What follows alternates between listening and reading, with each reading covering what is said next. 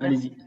Le 13 avril, l'annonce par Emmanuel Macron de la réouverture progressive des écoles, alors que les universités, les restaurants ou les salles de spectacle resteront fermées, a jeté le trouble. En effet, le nombre de décès reste important et l'épidémie n'est pas encore maîtrisée. Ce choix semble prématuré et les garanties que les conditions de sécurité sanitaire seront réunies à cette date manquent. L'INSERM et l'Institut de santé recommandent de maintenir la fermeture des établissements scolaires jusqu'en septembre.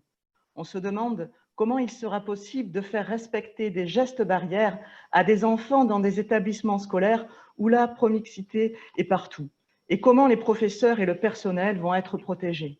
Alors que le stock actuel de masques peine à fournir le personnel soignant et que certaines écoles ne disposaient même pas de savon dans les toilettes avant la crise sanitaire.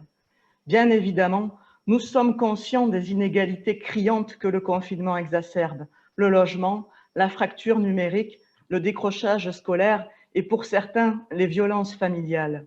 S'il faut bien sûr s'atteler à résorber ces inégalités, non seulement pendant la crise sanitaire, mais après également, elles ne doivent pas servir de prétexte à rouvrir les écoles prématurément pour en réalité inciter les parents à reprendre le travail coûte que coûte, sans que leur sécurité ne soit assurée.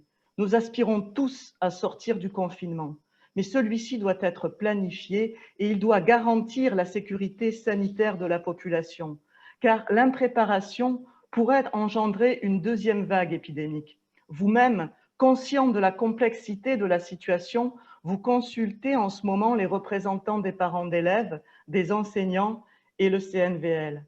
Partagez-vous leurs préoccupations? La sécurité sanitaire est-elle votre principal objectif? Je vous remercie.